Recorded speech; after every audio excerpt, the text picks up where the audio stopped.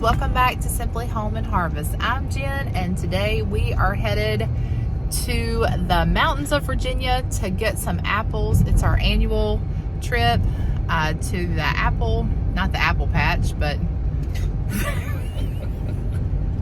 the apple orchard to get some apples. And we haven't been to this particular location in a couple of years, but the third weekend of October every year they have an apple harvest festival, and so we're excited to go today and revisit one of our favorite places and get some apples. Probably won't get as many today as I typically do, just because we have plenty of apple butter on the shelf, and that's what I like to make the most out of apples.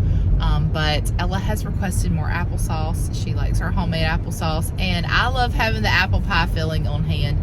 Plus, having some fresh apples to eat this year is also a favorite. See what we can get into today. We'll take you guys along.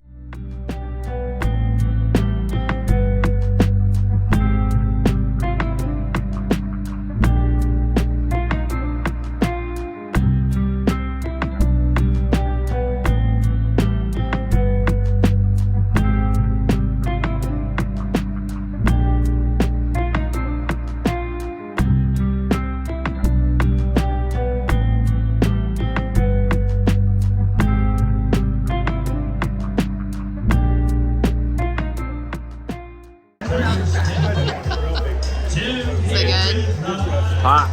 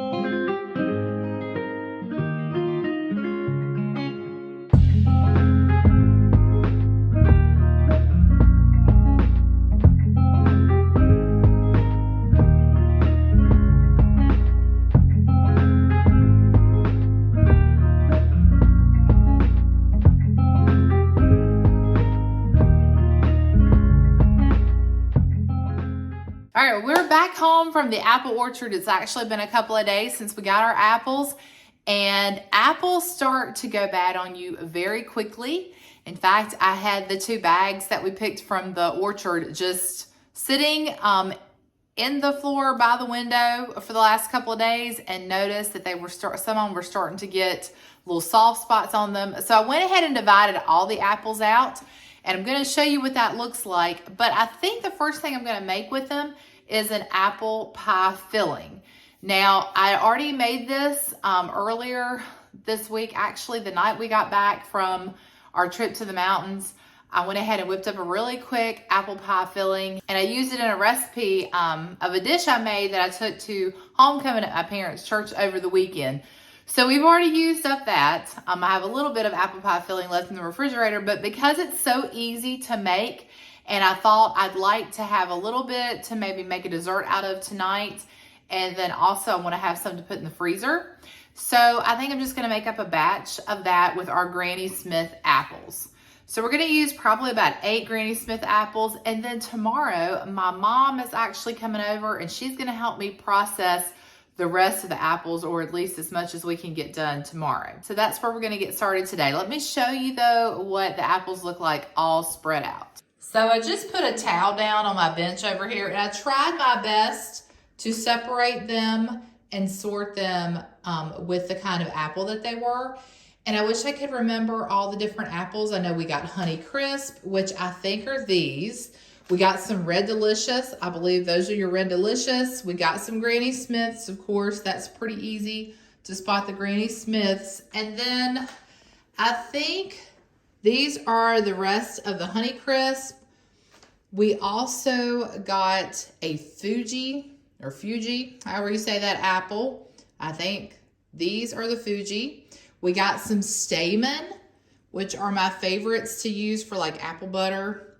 I think these are all the Stamen. We have Golden Delicious. Those are pretty easy to tell. And those are my favorite for eating. The Honeycrisp, the Golden Delicious are great for your snacking apples. And then we have the Arkansas black apples over here. They're pretty easy to tell too because they have that dark skin. But these are also really good for applesauce and apple butter. Probably my favorite to use to make apple butter and applesauce are the Arkansas black and the Stamen, especially the Stamen. I don't know. I would say if I have a favorite apple, it's the Stamen. They're just such a good all-around apple. So we're probably going to do a little bit of a hodgepodge in recipes. We're going to make some applesauce. We're going to make some apple butter. We're going to, of course, snack on some apples, which we've already been doing a lot of the last few days. So you'll see another video devoted completely to apple butter, applesauce, all the things. And then today we are going to use these Granny Smith apples. Of course, the Red Delicious are good for snacking as well. And so are the Honeycrisp. All right, so that's what we're gonna do. It actually doesn't look like as many apples when you spread them out.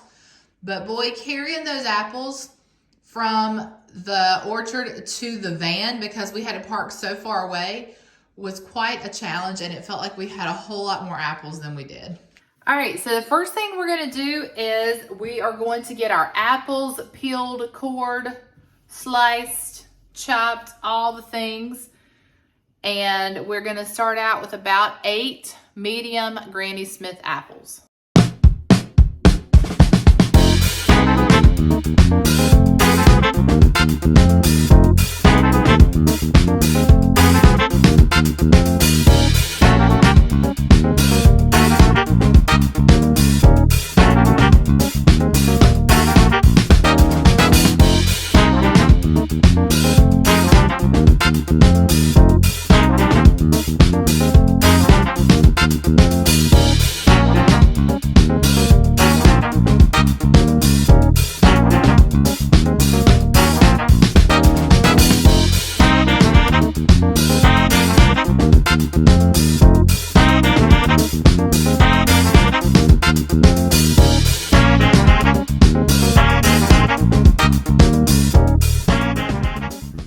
You guys, we've got about, I really don't even know the measurement of apples, and you don't really have to slice them up this small. I just started slicing them the way I do for apple butter and applesauce, and I didn't even think, well, I could have left larger slices for an apple pie filling, but it'll still taste the same, and to me, that's not really a big deal. This recipe, I'll have to tell you, I've kind of made it up as I've gone along. And it works and I really like it, but I didn't have anything written down. So I tried to write down basically what I've done. And so this is about 8 apples peeled, sliced, cored, and then chopped up. You don't have to have one of those fancy apple peeler, core slicer things. Especially for 8 apples, you could do that on your own. But because I was doing so much with apples this week, I already had that out and thought I would just use it to save time. But we're going to add to this 1 cup of brown sugar. And then I'm going to add some spices. I'm going to add some cinnamon, some apple pie spice, some vanilla. And then because I have apple cider on hand, I'm going to add in apple cider instead of apple juice. And some cornstarch, and that's it. But first, let's get our brown sugar in. So 1 cup of that. This is a 1/4 cup scoop. This is our homemade brown sugar. If you didn't catch that video, you'll have to go back and watch that short. I did a short on how to make your own brown sugar, which a lot of people did not know was just molasses and white sugar. So easy and absolutely delicious. All right, so we got our brown sugar in there. Next, we're going to add cinnamon, and we're going to use about 2 teaspoons of cinnamon. So that's 1. You can do this to preference if you like. And you might want to add more cinnamon than this, but I'm adding that smaller amount because I'm also going to add in some apple pie spice. I just happen to have this on hand for all the apple cider donuts we've been making. So I'm going to add in a teaspoon of apple pie spice. But like I said, if you didn't have apple pie spice, you could add in nutmeg, or some more cinnamon would be good. Some allspice. So basically, apple pie spice, if you're curious, is just a blend of cinnamon, nutmeg, and allspice. So there you go. If you don't have apple pie spice, you can use those spices and make your own. And then we need a couple teaspoons of vanilla. We're going to use our homemade vanilla here. Since we already have our teaspoon here, I'll measure for you guys. But you know, if you've watched any of my videos in the past, that I'm just not very good at measuring things. I typically just put it in there and eyeball it. All right, let's get those ingredients mixed together. We're gonna cook these until they start to get soft, and it's not really gonna take much time at all for that to happen because our apples are in such small pieces, they'll cook a lot quicker. So we're gonna cook these. I've got my burner set on about 6, somewhere between 5 and 6. And I'm gonna cook these for about 3 to 5 minutes. And I'm gonna put the lid back on just to expedite that a little bit. So it's probably been about 5 minutes. And the one good thing about using the Granny Smith apples for your apple pie filling is because they are a firmer apple and they're also a little bit more tart, so they don't fall apart and they're not going to be overly sweet. So they're starting to get soft. I think this is probably a good time to add our remaining ingredients. Now, some of your recipes will tell you to make a slurry with the cornstarch and whatever liquid you're using. We're using the apple cider, and then we're also using cornstarch. But I have found that just sprinkling it in there and adding my apple cider is good enough. It still thickens it up. So you can do like the pre-mixture before you add it in, or you can just add your ingredients. To me, it's all the same. But I will let y'all be the judge on that for yourselves. All right, so we're going to add about 1.5 tablespoons of cider. So let's see, let's do our cornstarch first. That way I can use my spoon for the cider. And I'm just going to do, like I said, about 4 tablespoons, I think is what I used last time. Maybe, I'll tell you what, maybe I'll start out with 3. And then we can always add more in if it's not thick enough. And then we'll just add our apple cider in. Like I said, you could also use apple juice if you don't have apple cider. All right, just give that a stir into our apples.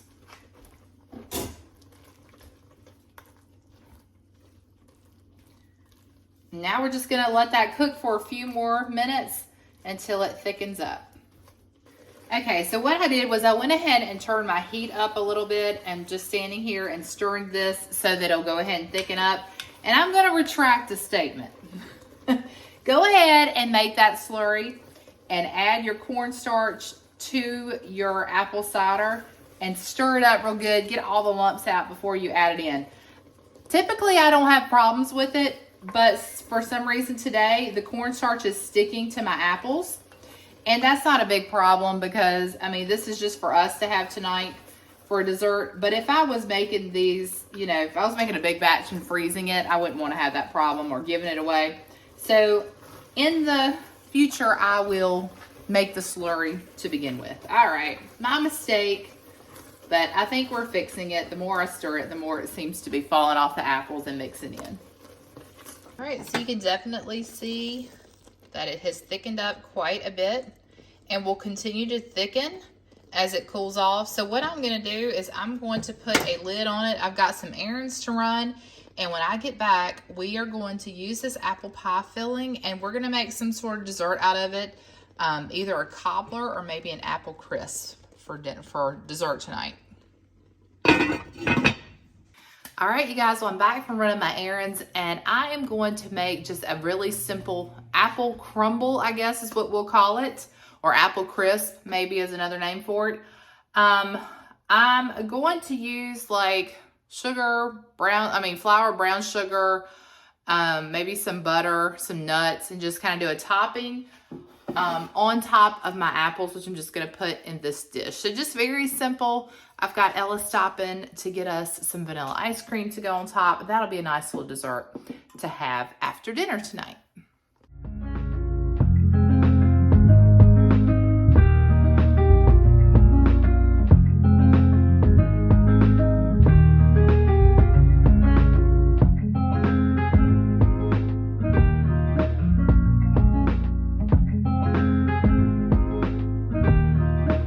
To make our crumb topping, I'm going to add 1/2 cup of all-purpose flour, 1/4 cup of brown sugar. We're going to add about 1/4 of a cup of butter, and what I'm going to do is I'm just going to kind of cut this in cubes, and we are going to work that into our flour mixture. And I'll probably do that with a pastry blender. But you could use a fork also. All right, I'll just cut that butter in with this pastry blender. But I forgot to turn my camera back on. So just do that till you get some good coarse crumbs. And then it says you can add walnuts. You could probably add pecans if that's what you had. We're going to use walnuts because that's what we've got on hand. They're already chopped, so I'm just going to add all of them.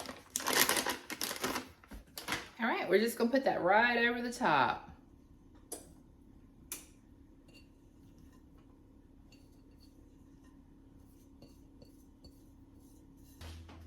All right, I've got my oven preheated to 400 degrees. I'm going to bake this probably, I'm gonna say for like 30 minutes at least.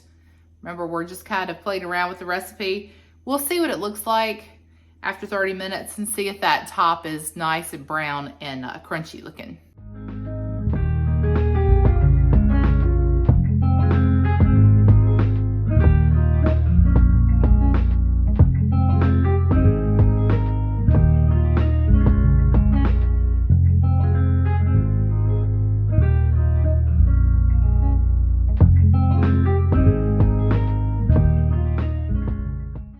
Guys, thanks so much for joining me for today's video. I hope you enjoyed hanging out with us as we went up to the mountains, picked apples, and processed a few to make this delicious apple crisp.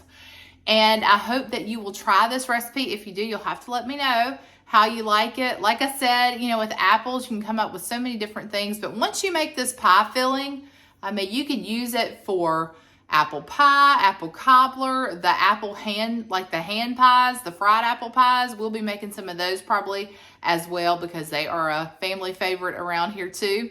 But just so many things. You can just have it by itself over oatmeal in the morning. Would be absolutely delicious. Or on top of those cinnamon rolls. I've got a video on that we made a few weeks ago. You could have it just over some ice cream, would be even delicious. So lots of options there with apple pie filling. So definitely make up some for yourself. You can also freeze it. That's what I'm going to do with the rest of this. And that's it for today's video. So until next time, remember to live simply, use what you have, enjoy the moments you've been given, and I'll see you back next time with lots more from the kitchen, some more apple recipes, some Christmas decorations, lots to come. So be sure to hit that subscribe button if you haven't already. Give this video a like, and like I said, I'll see you next time. Bye, friends.